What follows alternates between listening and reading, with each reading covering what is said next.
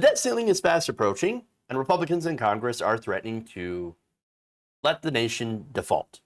And of course, if that happens, will cause a government shutdown. So now, during an appearance on Real America's Voice, Marjorie Taylor Greene argues that we should absolutely let that happen. We should default on our debt. We should shut down the government so that we don't become, quote, slaves to China. Take a look. And listen, everyone, if you're watching this show, this is the best show to watch because you learn in advance what's happening in Washington and stopping the CR, stopping them from continuing on with the debt, the massive debt that they're piling on you, the American taxpayer, is so critical. We have to stop the debt ceiling from being raised because Nancy Pelosi and Schumer, they want to continue it for another 15 months. They want to delay the debt ceiling. They want to push it back 15 months so they can ram through the infrastructure bill and the budget. And the reason why the infrastructure bill is the most dangerous bill is because it is the pathway to a massive socialist spending program. But you see, it's the Republicans and the so-called problem solvers caucus who are really creating the problems because they're so busy playing ring around the rosy with the Democrats, trying to say that, oh, so they can go back home and say we're bringing home the bacon and paving roads in our districts, when in reality they're setting up the passage for the Green New Deal, which is in raw form in the budget, the $3.5 trillion budget that is going to enslave all of you to this China. Is the path. Going to enslave all of you to China. China. God damn, she's thirsty for war. That's the only thing I can take from this constant rhetoric against China. They're thirsty. They're thirsty. They want war with China. Yeah, I know. That's insane. We'd never go to war with China. Well, I mean, hopefully we don't. But here's the thing. That in part plays to them being an excellent villain, right, for Republicans, neocons, and warhawks. So they know, okay, very, very unlikely that we go to war with China, thank God. But they can say, well, look at the villainous China. All of our problems are China. China, China, China. Oh, my God, China.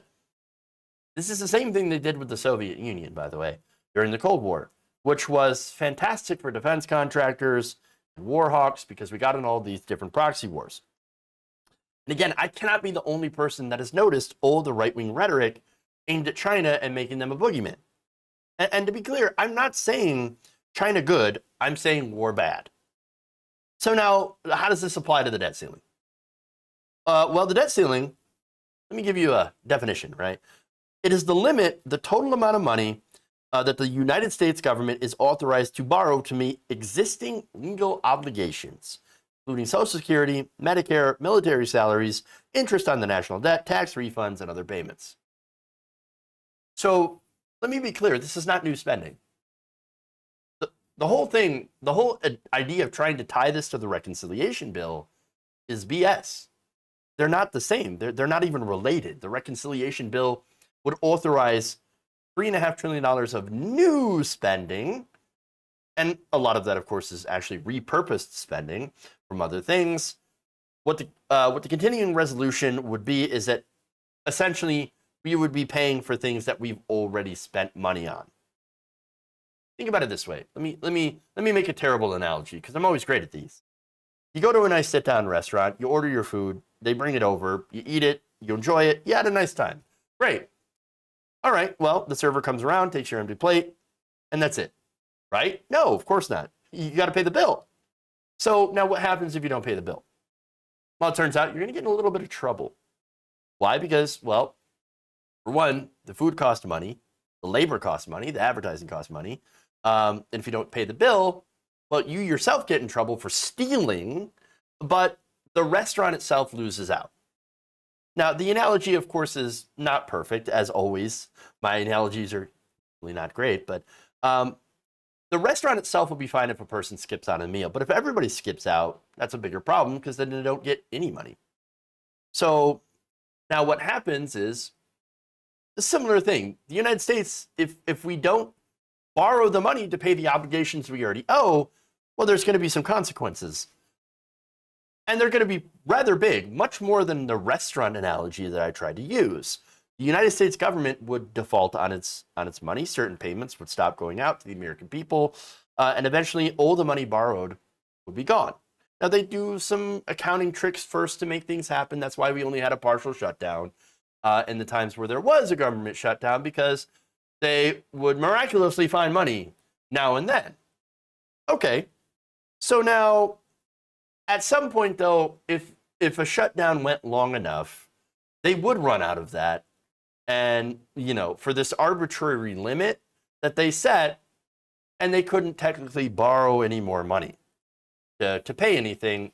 And so payments, of course, wouldn't go out for Social Security, no more money for the states, no more money for the federal programs, parks, etc. As I mentioned before, we had partial shutdowns, and that's what happened. They started closing up parks. That long-term shutdown, however, which would, of course, never happen, but say it did, it would be an economic disaster for this country and for the people who relied on that money. And they know this. They can't all be that stupid. Well, okay, Marjorie Taylor Greene can absolutely be that stupid. But Steve Bannon? No, Steve Bannon is a terrible person in a million different ways. But one thing he isn't is stupid. What he's doing is playing politics. And by the way, speaking of politics, and that's what this is all about, in order to, of course, sink the Democrats. Under Trump, the Republicans had no issue raising the debt ceiling at all, and adding trillions to it with gigantic tax cuts for the rich. Trump's tax cuts cost $2.3 trillion over the next 10 years. So you want to talk about debt? You want to talk about, oh my God, we can't borrow any money if it's China. Okay, here's the thing. Every time Republicans get into office, they boost that debt significantly by cutting taxes on corporations and the wealthy and funneling more money to the military budget. Now, Democrats, of course, give money to the military all the time. Everybody gives money to the military, and I think it sucks. But Democrats do, to be fair, when they're in power, they do increase social spending to make material conditions for working class people a little bit better. Now, that, of course, does add to the so-called, the debts and deficits, right? And until Obama, the debt limit wasn't really all that controversial. It was raised without any fanfare, despite George W. Bush borrowing trillions of dollars to go to war with Iraq and Afghanistan while simultaneously cutting taxes for the rich. That's why these are unfunded wars. So spare me the indignation and concern about debts and deficits. This is all political bullshit. Now, speaking of bullshit, we have more of that video, more of Marjorie Taylor Greene and Steve Bannon. Take a look. They need the deplorables' permission to get a budget for the next fiscal year and to increase the debt ceiling. And if they don't get either, they have no money. So yeah, but let's keep them shut down, because what did they do to the American people? How many small businesses closed over COVID? Over 100,000. By the way, Congressman Greene, we're not shutting them down. They're shutting down themselves. They're control of the government. This is Pelosi. This is Schumer. This is Biden. This is Jen Psaki. They're going to have to shut down their own government. We're sitting here saying, hey, where's the appropriations plan? Where's the budget? Let's roll. Oh, you don't have it? Not going to do a CR. Not going to kick the can down the road. And we're not raising the debt ceiling. And you combined them. We didn't. You combined them. You want an up or down vote? You're going to get an up or down vote. Show us your plan. You're not going to enslave our children. Right now, they're Russian serfs because of what you've done. Now they're going to be debt slaves. We're not going to do it. And by the way, everybody in this audience is going to get an impact too. You're not going to be a debt slave. Your children are not going to be debt slaves. Your grandchildren are not going to be debt slaves, because in September and October 2021, we called their bluff. Right, but don't grow weak when they roll out the sob stories, because those are coming. Oh, sob stories. And not just that, you're demons. You guys are demons. 3.5 million people out of work. Capital markets are going to think we're defaulting. Hey. Janet Yellen said we're bankrupt. She said we're going to default unless you raise the credit card. Well, hey, that's not your fault. Hey, sounds like a personal problem. Let me just note real quick. Oh, the American people. We don't want them to be debt slaves. We are corporations. There's 4 to 7 trillion. I'm not sure the exact number of how much the American people owe to student loans. That's debt. Consumer debt is fairly high because wages have not kept up with the inflation. Wages haven't kept up with productivity. You want to talk about debt slaves? We are debt slaves. We're already debt slaves. We're already debt slaves. We're already wage slaves. Ridiculous. Come on. Come on. Bannon. Dumbass. Okay, but anyway, there's so much other bullshit. And by the way, also, what about medical debt? Medical debt, you can't discharge certain things from bankruptcy, partly as a result of Joe Biden, for the student loans at least. And so, come on, we're already debt slaves. Ridiculous. But again, that's just one of the bullshit arguments that he uses. But all right, let's talk about the 100,000 businesses that closed over COVID. They closed as a result of COVID because the government failed to contain the virus under Trump. We didn't even do a full shutdown. We did like a partial shutdown. And even so, again, you had these programs for businesses to go and borrow money. It's a Paycheck Protection Program, right? So now that program actually did save a lot of businesses. Now, that said, a lot of larger corporations that had no business dipping into it did. And, they shouldn't have. And that took money away, of course, from small businesses who actually could have benefited from that money and stayed in business. Now, funny enough, a lot of the people that complain about the Paycheck Protection Program that are Republicans also, some of them had businesses that got money from the Paycheck Protection Program.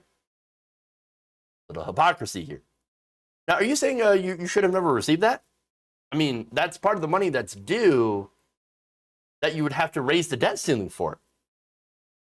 Oh, but you don't want to borrow the money from China, huh?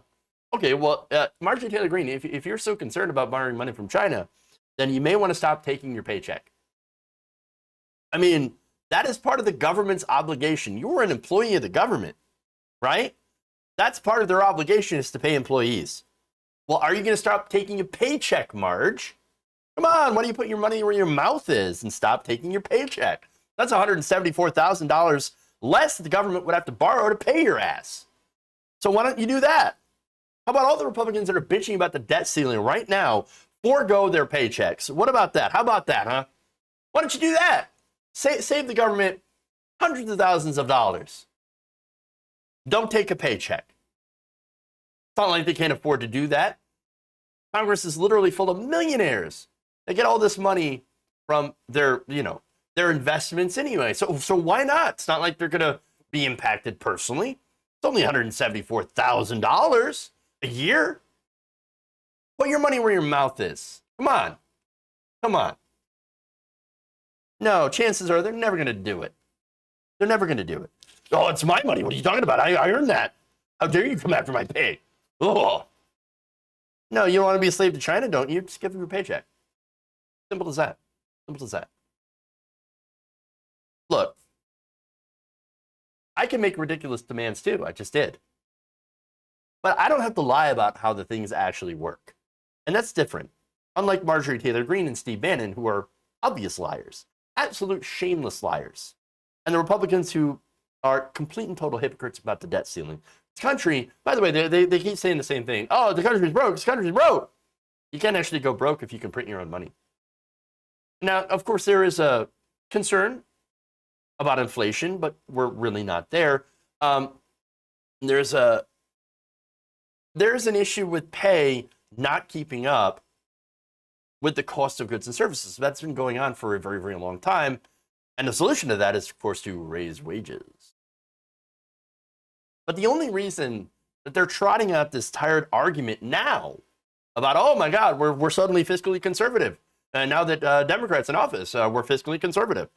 Because Democrats actually have a chance, not that they're going to take it, but like they have a chance through some of the stuff in the reconciliation package, which is good, to make people's lives materially better. They have a chance to do that. And of course, you have Republicans, old Republicans, and then corporate Democrats who, get paid by the donors to block this, to prevent that increase, that helping the material conditions of American workers. And so they do this all the time.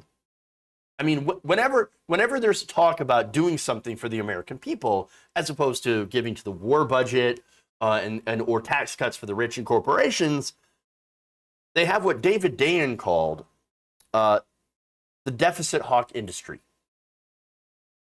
He says he says that it comes alive in Washington to tell the country that we just can't afford to do these things. Oh man, we're broke. Oh no. But all that is just nothing more than propaganda that's meant to stop popular progressive policies from actually being passed.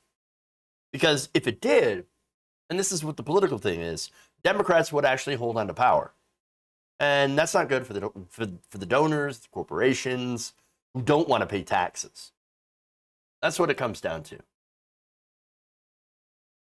As always, this is another case of Republicans, Marjorie Taylor Greene, and Steve Bannon, taping for billionaires to prevent something possibly good, the good stuff that's in this reconciliation bill, from happening.